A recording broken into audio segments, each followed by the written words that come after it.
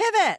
It's one of those words that gets thrown around so much in the entrepreneurial world that it's kind of lost its meaning. And I don't know about you, but every time I hear it, I can't help but think of the Friends episode with Ross, Rachel, and Chandler just trying to muscle that couch up the stairwell. And Ross is just screaming at the top of his lungs, pivot, pivot, and it's jammed and going nowhere. Sound familiar? Because that's exactly what pivoting looks like when we do it wrong. A lot of noise, a lot of effort, and you just still stay stuck. Here's what I've learned after 25 years of building, growing, and yes, pivoting my own businesses. The most powerful pivots don't come down from the crisis moments. They come from clarity, from a leader who's paying attention, asking the hard questions, and making a deliberate choice to move forward towards something better, not just away from something uncomfortable. Today, I talk about the art of the pivot. How do you know when it's truly time? How do you know when you're just avoiding something hard? And what does a strategic pivot actually look like? Let's get into it. Welcome to Main Street Success Stories. I'm your host, Jennifer Koch, entrepreneur, business coach, and founder of Next Wave Business Coaching. My first business I opened 2 days before giving birth to my second daughter. But then I grew it for 20 years. I grew it from a local bakery into a national brand and eventually sold it for a profit. I know firsthand how tough the odds can be. Only 1 out of 2 small businesses make it to year 5. That's why I'm passionate about helping entrepreneurs change those statistics through coaching, mentoring, and this podcast, where I share real stories of others, their success, their struggle, their mindset shifts, their fears, and lots of wins along the way. Because none of us are alone in this journey of entrepreneurship, and I want to make sure that you have the support you need. My goal is simple: to inspire you, motivate you, and show you there's a path to building a profitable business. So let's dive into the next episode of Main Street Success Stories. Most people talk about pivoting like it's a rescue operation. Okay, the business is struggling, the numbers aren't moving, the market isn't responding, so you pivot, start fresh, rebrand, reposition. Whew, crisis averted. You know, there's a word pivot that gets thrown around a lot with entrepreneurs, and it always makes me think of the Friends episode. How many of you grew up watching Friends, Ross, Rachel, Chandler trying to get that couch up the stairwell to the new apartment? And it got jammed, and Ross is just yelling, pivot, pivot, pivot. And it makes me think of what we do as entrepreneurs, as leaders of our business. But the most strategic pivots that I've seen, and the ones that I've made myself in my course of entrepreneurship, didn't come from desperation. They came from clarity, from a leader who's paying attention, asking the hard questions, and making a deliberate choice to move towards something better rather than away from something broken. So it's not always meant to happen during a crisis. So how do we know when to pivot? What I call the art of pivoting. You know, throughout my journey, I've pivoted a few times. Some pivots were internal, such as, okay, how do I make decisions? How do I manage cash flow? How do I hire and lead people? That's pivoting. That's growing and pivoting, changing the way I was operating. Others were maybe a little more visible, such as a new location. I moved my bakery twice. That's pivoting. And also adding new product lines. That can be pivoting. And so there's internal and external ways that we pivot. But every single time we go about pivoting, it requires us to go through the hard questions. If you've ever felt stuck in your business, you know exactly what I mean. It's never really about, should I pivot? It's more about why and whether that's really what is necessary right now in this season. But one thing I see often is that there's a pivot that isn't a pivot. And let's just kind of air that out and talk about the elephant in the room that nobody really wants to talk about. There's a version of pivoting that has nothing to do with strategy, has nothing to do with being stuck in your business from an external. It's really more about avoidance or lack of patience. How many times have you seen somebody quit, pivot before the breakthrough? Oh my gosh, this offer isn't selling, so I'm going to go do something else. So instead of doing the hard work of looking at it and saying, okay, do I need to refine my marketing messaging? Do I need to refine the pitch? Is there something broken in my sales conversation? Or am I just being impatient and the market hasn't caught up to what I'm selling? We pivot. We pull the plug, we pivot, and we build something else. And I think a lot of times that happens because we're just bored. You got to remember, you've been working on this for maybe years, months before it even goes to market. And so by the time we even get it to market, we feel like all we've done is talked about this offer, talked about this program, talked about this product. And then we can't figure out why everybody's not jumping up and down and saying yes instantly. And so we think, oh, okay, that's not going to work. And we pivot. So we spend all this time creating new offers, creating new marketing, maybe even updating our website, when really what we potentially could be doing is just avoiding the sales process, avoiding the follow-up process because we don't want to bother somebody, and just not giving it enough time for the market to catch up to where we are. Your audience is starting from zero, remember? But pivoting is also something that has to happen. And there are seasons of our business that if we stay the course and don't pivot, might be detrimental to our business. So I remember back in 2008, the recession had happened where the housing market had burst and the layoffs were higher than ever. And we had done a really good job for the 10 years that I owned the cookie business of creating corporate business. These were reoccurring revenue companies that would order from us on a regular basis to take care of their clients, to say thank you to people, to market themselves. Well, all of a sudden that business started drying up because companies were laying off. The last thing they could do at that time was justify a goodwill expense, such as a gift of cookies. Well, at the time, Cupcake Wars was becoming a popular TV show on Food Network, and cupcakes were becoming really popular. And I'm not talking the chocolate and vanilla kind that you get at your grocery store. I'm talking about gourmet, unique flavors such as chocolate chip cookie dough and red velvet and all these decadent salted peanut butter cup and things like that. So as I was watching our business slow down and start to dry up, I looked at my manager and I said, you know what? We have to do something. We have to pivot, because if we stay the course and just keep doing what we're doing, we are going to be in trouble. So we did. We started testing out recipes. We started building recipes, and we went to market with these recipes. Was it an instant success? No, it took time for the market to catch on. But I can tell you that the recession of 2008 was one of the best things that ever happened to my business, because from there, we gained new customers, our sales improved. We ended up turning it into a franchise. We ended up adding another brand to our mix. So pivoting to add cupcakes was the right time and the right decision. It wasn't done. It was done out of desperation. Let me clarify that. Yes, it was done out of desperation, but it was done strategically, and it was done paying attention to what was going on in the marketplace, not just head down, bury your head in the sand, push through this recession and hope that everything's going to be okay. So there are some times when it's really legitimate for you to pivot. And let's talk about what some of those signs might be for your own business. The market has moved and you haven't. So industries evolve faster than most business owners update anything in their lives. Right now, we are moving at the fastest pace ever, especially with AI.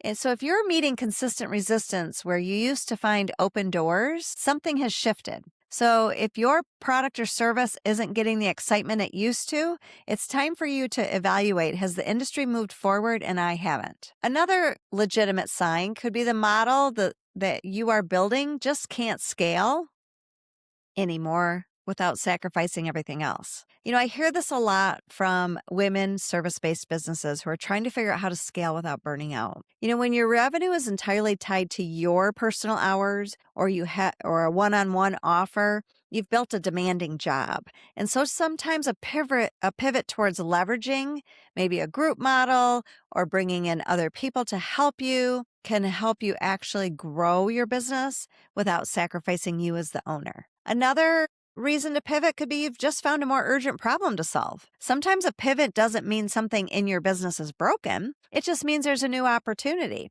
You've identified a gap, a need, an underserved community, and you're uniquely positioned to fill it. It's not going to take a ton of extra capacity, expense, hours from you and your team. So you're not running away from failure. You're running towards something of purpose, something that can grow your business. Or sometimes we just need to pivot as owners because our energy is flatlined. Now, I want to be careful here because earlier I said don't do this, don't pivot just to avoid something because you don't like the sales process or because you're getting a few no's before you get that yes. But maybe you're just feeling like, oh, I just don't have the enthusiasm anymore for this. You know, I sold my business after owning it for 20 years, and I knew the time was right. It was time for me to pivot out of my business because I was lacking the gusto and the excitement and the new creative ideas. It was time for someone else to take what I had built and take it to the next level. So, there's a gap between being reactive and strategic. And it usually comes down to one word,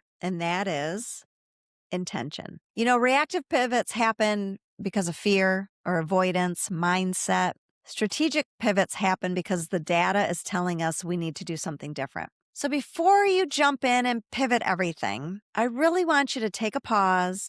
I want you to think, and I want you to step back and audit before you act. Get honest about what's really happening. Maybe bring in somebody from an outside consultant that can help you see what you can't see. Don't use emotion. Don't be afraid of what's happening. Pull the data. Track the patterns. Where is revenue flowing in? Profit flowing in? Where is revenue flowing out? Profit flowing out? What is draining you? You can't navigate these kind of decisions based on just gut feeling. You need some data. So now is the time to pull that data. And then, of course, get support. One of the most common mistakes I see of high-performing entrepreneurs is we try to make all these decisions in isolation. We feel that asking for help is a sign of weakness, or that we know it better than somebody else. We should have it all figured out. This is a crucial time to bring in advisors, peers, consultants to really help you see what you're navigating and help you to analyze that data that's in front of you. And then I think one thing we have to think about is pivot doesn't mean you have to blow the whole thing up and start over from scratch. Test it. You can go to market with something new without rebranding your whole entire website. Create a little pilot. Talk to an existing audience, your current customers. Beta test it with some trusted clients, but I'm going to caution you here. Give it enough time. A week is not enough time to see if it's going to work. You're going to have to give it some time. So that's the next step, is define what success looks like and give it a deadline. We have to really say, okay, I'm going to stick to this for the next 90 days, the next 120 days, whatever it looks like for your industry and your market. And then what are the measurables to see if adding cupcakes to your brand are the right answer? If adding a group program versus just one-on-one is the time for it. Create some metrics around it. So once again, you're not just leaning on your gut to help you propel forward. So recently, I pivoted again. And here's why. In my coaching business that I started 6 years ago, I've been working with service-based women. I help them get more profitable clients, grow profitably, pay themselves consistently. But I was noticing a shift in the marketplace, and a lot of that is due to AI. We are in a season now where we have more information at our fingertips. We have podcasts like this. We have blogs. We have AI that we can just talk to.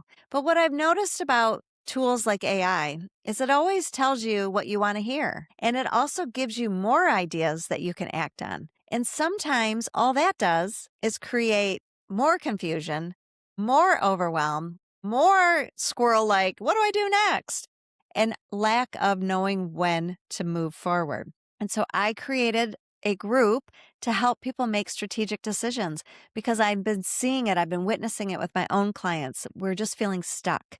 We're in analysis paralysis. We're in decision fatigue. And so that is the Focus Growth Collective. It's a group for service-based women entrepreneurs. It's made to help you build a business that not only will be profitable, but also sustainable in your life and is helping people build to last.